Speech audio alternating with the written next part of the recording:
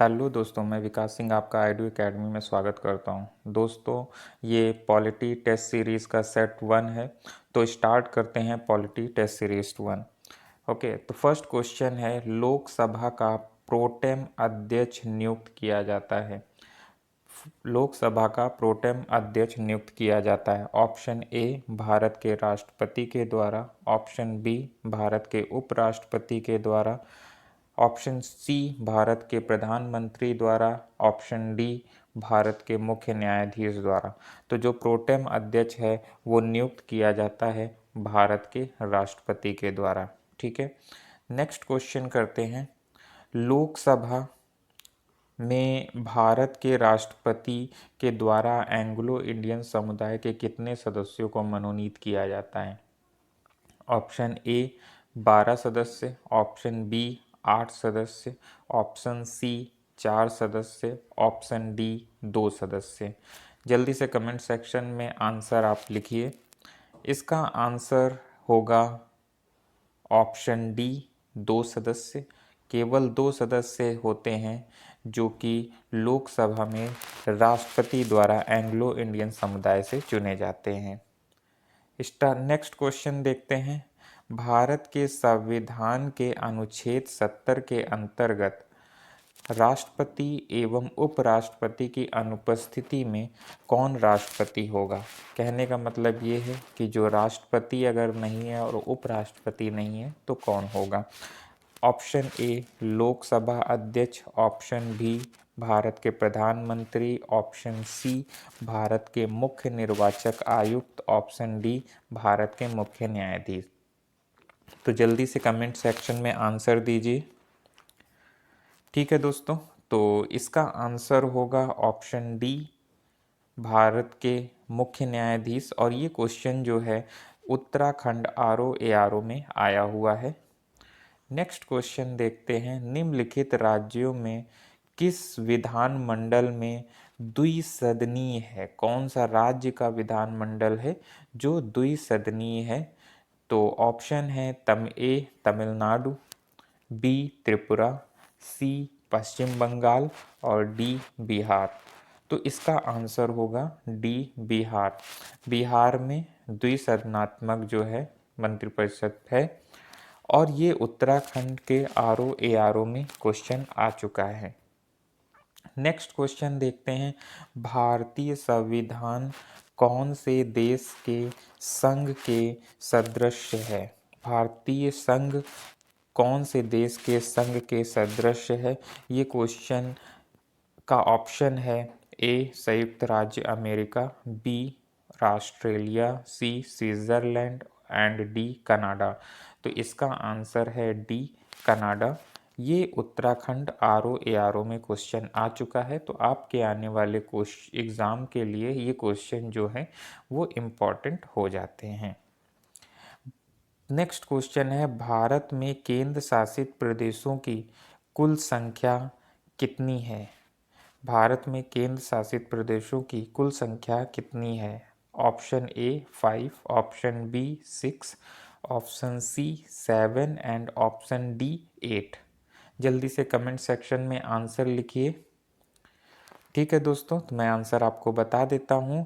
इसका आंसर है सी और ये उत्तराखंड के आरओ में क्वेश्चन आ चुका है। भारत के सर्वोच्च न्यायालय की आधिकारिक भाषा क्या है? भारत के सर्वोच्च न्यायालय की आधिकारिक भाषा क्या है? Option A Hindi Devanagari, option B Urdu या फारसी, ऑप्शन सी अंग्रेजी, ऑप्शन डी भारत के संविधान में वर्णित 18 भाषाएं। जल्दी से आप आंसर कमेंट सेक्शन में बताइए। तो देखते हैं इसका क्या आंसर है। तो दोस्तों, इसका आंसर है सी। भारत के सर्वोच्च न्यायालय की जो आधिकारिक भाषा है वो अंग्रेजी है, इंग्लिश है। ठीक है, नेक्स्ट क्वेश्चन देखते हैं। भारत में राजनीतिक दलों को मान्यता दी जाती है। ऑप्शन ए केंद्र सरकार द्वारा, ऑप्शन बी राज्य सरकार द्वारा, ऑप्शन सी भारत के उच्चतम न्यायालय द्वारा, ऑप्शन डी भारतीय निर्वाचन आयोग द्वारा। जल्दी से इसका आंसर आप कमेंट सेक्शन पे लिखिए। ठीक है दोस्तों, तो इसका आंसर मैं बताता हूँ। इसका आंसर है डी। इसका आंसर है डी।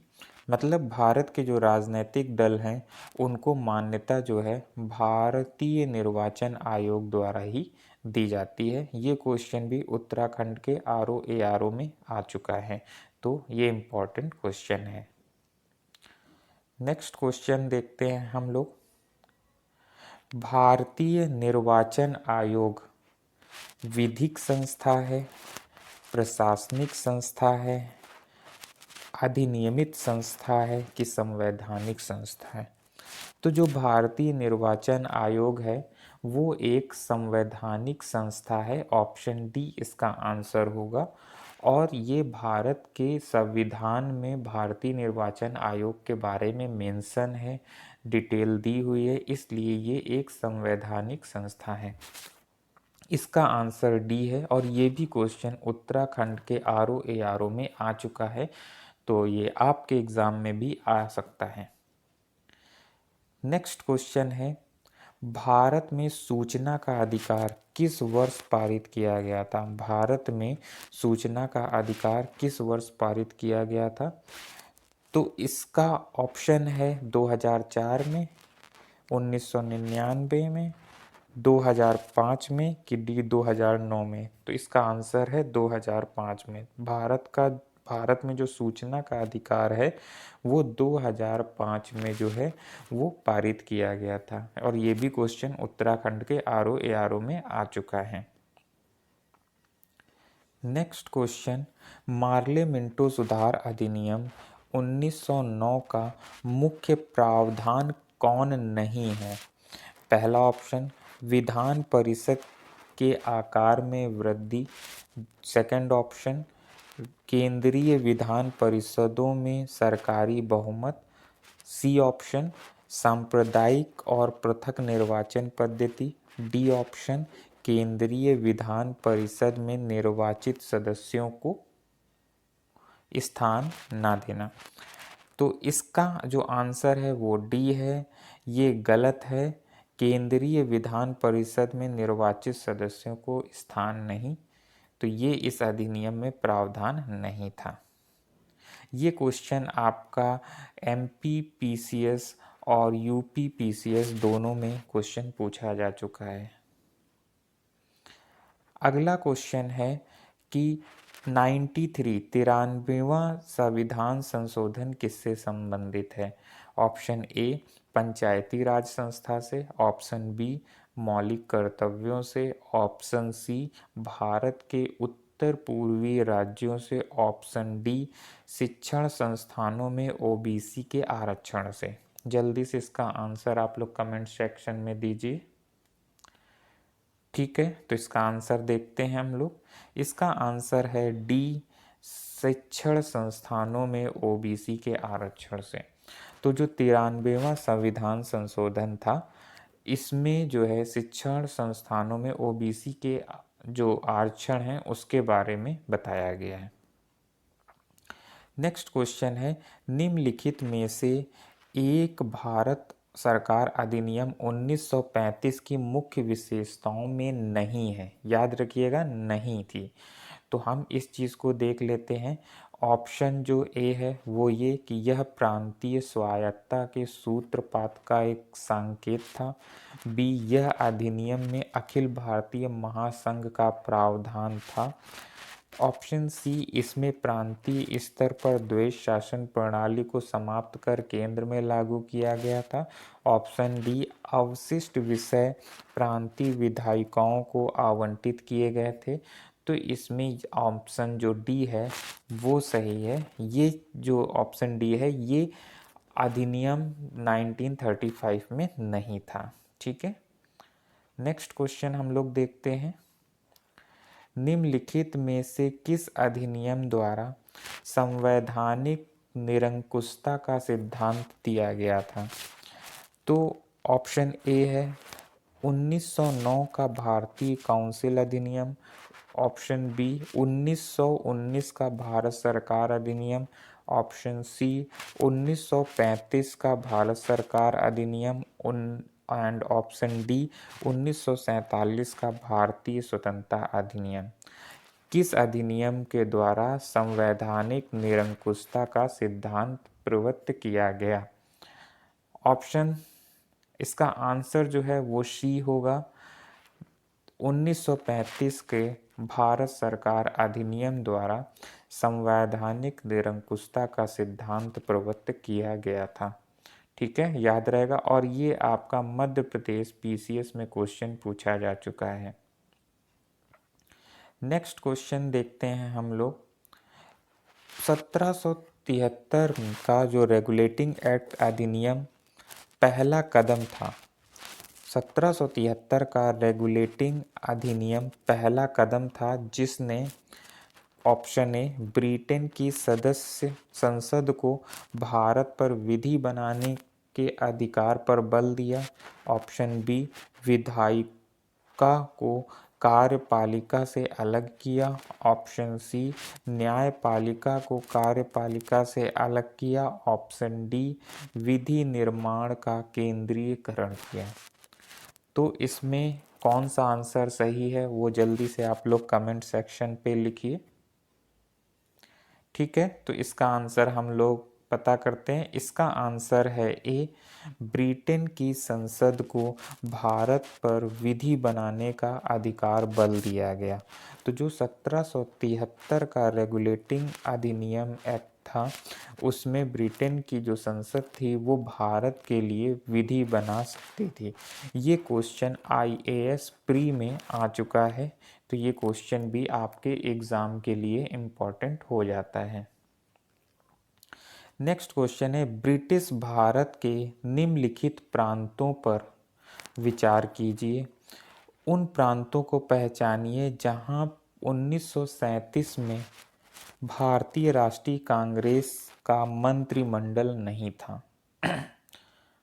तो इसके जो प्रांत हैं वो दिए हुए हैं, मध्य प्रांत, उड़ीसा, बंगाल, पंजाब। तो ऑप्शन ए है 1 and 2, option B 3 and 4, option C 2 and 3, option D 1 and 4। तो इसका आंसर जो है वो ऑप्शन बी है 3 एंड 4। मतलब कि 1937 में भारतीय राष्ट्रीय कांग्रेस का जो मंत्रिमंडल नहीं था वो पंजाब में और बंगाल में नहीं था, क्योंकि यहाँ पर चुनाव जब हुए थे तो एक जगह जो है मुस्लिम लीग और कुछ अदर कंपनियां अदर जो पार्टियां थीं वो जीती थी। तो यहाँ पर बंगाल और पंजाब में जो है भारतीय राष्ट्रीय कांग्रेस का मंत्रिमंडल नहीं था। ठीक है, याद रहेगा आप लोगों को। नेक्स्ट क्वेश्चन देखते हैं। निम्नलिखित में से कौन से अधिनियम ने ब्रिटेन में एक ऐसे नियंत्रण बोर्ड की स्थापना का प्रावधान किया जिसके माध्यम से ब्रिटिश सरकार भारत में ईस्ट इंडिया कंपनी के दीवानी, सैनिक, राजस्व सभी मामलों पर पूरी तरह नियंत्रण रख सके? तो वो कौन सा अधिनियम था? ऑप्शन ए 1773 का रेगुलेटिंग अधिनियम, ऑप्शन बी 1784 का पिट इंडिया अधिनियम, ऑप्शन सी 1833 का चार्टर अधिनियम, ऑप्शन डी 1858 का भारत सरकार अधिनियम। जल्दी से इसका आंसर आप कमेंट सेक्शन पे लिखिए। चलिए, तो इसका आंसर जो है वो बी है 1784 का पिट इंडिया अधिनियम। तो इस अधिनियम 1884 के जो पिट इंडिया अधिनियम था इसके द्वारा ब्रिटेन में एक ऐसे नियंत्रण बोर्ड की स्थापना का प्रावधान किया गया जिसके माध्यम से ब्रिटिश सरकार भारत की ईस्ट इंडिया कंपनी के दीवानी, सैनिक, राजस्व संबंधी मामलों पर नियंत्रण कर सकती थी। इसका आंसर बी है। और ये आईएएस प्री का क्वेश्चन है। आईएएस प्री में ये क्वेश्चन आ चुका है और यूपी पीसीएस के प्री में भी ये क्वेश्चन आ चुका है। नेक्स्ट क्वेश्चन है, निम्नलिखित में से किस अधिनियम में कलकत्ता में सर्वोच्च न्यायालय की स्थापना का प्रावधान किया गया था? रेगुलेटिंग एक्ट 1773, पिट इंडिया पिट का भारत अधिनियम 1784 और चार्टर एक्ट 1813, चार्टर एक्ट 1833। जल्दी से इसका ऑप्शन आप आंसर कमेंट सेक्शन पे दीजिए। तो दोस्तों इसका आंसर ए है और ये भी जो है यूपी पीसीएस प्री में क्वेश्चन आ चुका है। तो इसका आंसर ए है, मतलब कि जो रेगुलेटिंग एक्ट 1773 था, इसमें जो है कोलकाता में सर्वोच्च न्यायालय की स्थापना की बात कही गई थी, इसका प्रावधान रखा गया था। नेक्स्ट क्वेश्चन देखते हैं हम लोग। ब्रिटिश मिशनरियों को भारत में बसने की अनुमति प्रदान करी थी। ब्रिटिश मिशनरियों को भारत में बसने की जो अनुमति प्रदान की थी, ऑप्शन ए 1773 का regulating act, option B Pitt India act 1784, option सी 1793 का charter act and option D 1813 का चार्टर एक्ट। तो इसका आंसर जो है वो डी है। 1813 के चार्टर एक्ट के द्वारा जो ब्रिटिश मिशनरियाँ थीं उनको भारत में बसने की अनुमति मिल गई थी और ये question UP Uttar Pradesh PCS pre में आ चुका है। नेक्स्ट क्वेश्चन देखते हैं। नेक्स्ट क्वेश्चन है कि किस अधिनियम के द्वारा ब्रिटिश सरकार के किस अधिनियम ने सबसे पहली बार भारत में शिक्षा के लिए 1 लाख रुपए दिए थे? ब्रिटिश सरकार के किस अधिनियम ने सबसे पहली बार भारत में शिक्षा के लिए 1 लाख रुपए दिए थे? ऑप्शन ए वुड्स का डिस्पैच जो 1854 में आया था, चार्टर अधिनियम 1813, चार्टर अधिनियम 1853 एंड भारतीय परिषद अधिनियम 1892। तो इसका आंसर बी है, याद रखिएगा। और ये भी यूपी पीसीएस के मेन में क्वेश्चन आ चुका है कि चार्टर अधिनियम 1813 के अधिनियम में सबसे पहली बार भारत में शिक्षा के लिए 1 लाख रुपए दिए गए थे। तो वो कौन सा अधिनियम था? चार्टर अधिनियम 1813। नेक्स्ट क्वेश्चन है, किस अधिनियम ने भारतवासियों को अपने देश के प्रशासन में कुछ हिस्सा लेने के लिए संभव बनाया? फिर से बोलता हूँ, किस अधिनियम ने भारतवासियों को अपने देश के प्रशासन में कुछ हिस्सा लेने के लिए संभव बनाया? Option A charter act 1833, option B charter act 1853, option C government of India act 1858 and option D Indian council act 1861।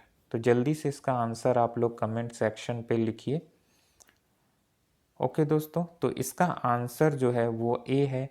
Charter act 1833 जो अधिनियम था, इसमें भारतवासियों को अपने देश के प्रशासन में कुछ हिस्सा लेने के लिए संभव बनाया था और ये आपके यूपी पीसीएस प्री में क्वेश्चन आ चुका है। नेक्स्ट क्वेश्चन है कि निम्नलिखित में से कौन एक अधिनियम भारतीय प्रांतों को उसकी विधायी शक्तियों से वंचित करता है या वंचित किया है? ऑप्शन ए 1813 का अधिनियम एंड ऑप्शन बी 1833 का अधिनियम, ऑप्शन सी 1853 का अधिनियम, ऑप्शन डी 1861 का अधिनियम। तो इसका आंसर ऑप्शन बी है, जो कि आईएएस के प्री में क्वेश्चन आ चुका है कि जो 1833 का अधिनियम था, इस अधिनियम के द्वारा जो है भारतीय प्रांतों को उसकी विधायी शक्ति से वंचित कर दिया गया था। ठीक है, तो ये क्वेश्चन आपको याद रहेगा। ठीक है, नेक्स्ट क्वेश्चन देखते हैं हम लोग, जो कि आपके एग्जाम के लिए इम्पोर्टेंट है। निम्नलिखित में से किस अधिनियम द्वारा ब्रिटिश ताज ने भारतीय प्रशासन को अपने हाथों ले लिया था? 1773 के अधिनियम के द्वारा, बी ऑप्शन 1853 के अधिनियम द्वारा, सी ऑप्शन 1858 के अधिनियम द्वारा एंड डी ऑप्शन 1861 के अधिनियम द्वारा। तो इसका आंसर जल्दी से आप लोग कमेंट सेक्शन पे लिखिए। तो दोस्तों इसका आंसर जो है वो सी है। 1858 के अधिनियम के द्वारा जो है ब्रिटिश ताज ने भारतीय प्रशासन को अपने हाथों ले लिया था, और ये क्वेश्चन उत्तर प्रदेश पीसीएस के एग्ज़ाम में आ चुका है, तो ये भी क्वेश्चन आपको याद रहना चाहिए। नेक्स्ट क्वेश्चन देखते हैं। निम्नलिखित में से भारतीय स्वतंत्रताओं का अधिकार पत्र किसे कहा गया? निम्नलिखित में से भारतीय स्वतंत्रताओं का अधिकार पत्र किसे कहा गया? Option A regulating act 1773, option B Pitt India act 1784, option C charter act 1813, option D महारानी की घोषणा 1858। तो इसका आंसर जल्दी से आप लोग कमेंट सेक्शन पे लिखिए। तो इसका आंसर है डी महारानी की घोषणा, जो कि 1858 में हुई थी। इसको कहा जाता है कि ये भारतीय स्वतंत्रताओं का अधिकार पत्र था। ठीक है, नेक्स्ट क्वेश्चन और लास्ट क्वेश्चन भी हो सकता है, ये हम लोग देख लेते हैं। तो पहला क्वेश्चन है कि ये है 25वां क्वेश्चन। भारत के प्रतिनिधि सरकार की बुनियाद डाली थी। भारत में प्रतिनिधि सरकार की बुनियाद डाली थी किस अधिनियम में? पहला है 1909 के सुधार अधिनियम में, ऑप्शन बी 1861 के भारतीय परिषद अधिनियम में, ऑप्शन सी 1892 के भारतीय परिषद अधिनियम में, की लास्ट है ऑप्शन डी 1835 के जो भारत सरकार अधिनियम था। तो इसका आंसर जो है वो है बी, और वो बी क्या है कि 1861 के भारतीय परिषद अधिनियम ने प्रतिनिधि सरकार की बुनियाद डाली थी। तो मुझे लगता है कि ये क्वेश्चंस जो 25 क्वेश्चंस हैं इसके आंसर आप लोगों को याद हो गए होंगे, और आप लोग अपना स्कोर मुझे बताइएगा कमेंट सेक्शन में कि 25 क्वेश्चन में आपको कितने क्वेश्चन जो हैं वो आपने सही किए और कितने क्वेश्चन मतलब आपको आते थे। तो दोस्तों आज के लिए इतना ही रखते हैं। मेरे इस वीडियो को और मेरे इस चैनल को आप लोग ज़रूर सब्सक्राइब करिए, अपने दोस्तों के साथ शेयर करिए, जिससे कि मैं और भी अच्छी वीडियो आपके लिए बना सकूं। तो दोस्तों आज के लिए इतना ही रखते हैं, मिलते हैं नेक्स्ट वीडियो में। तब तक के लिए घर पे रहिए, सुरक्षित रहिए और वीडियो को एंजॉय करते रहिए। Bye bye, take care.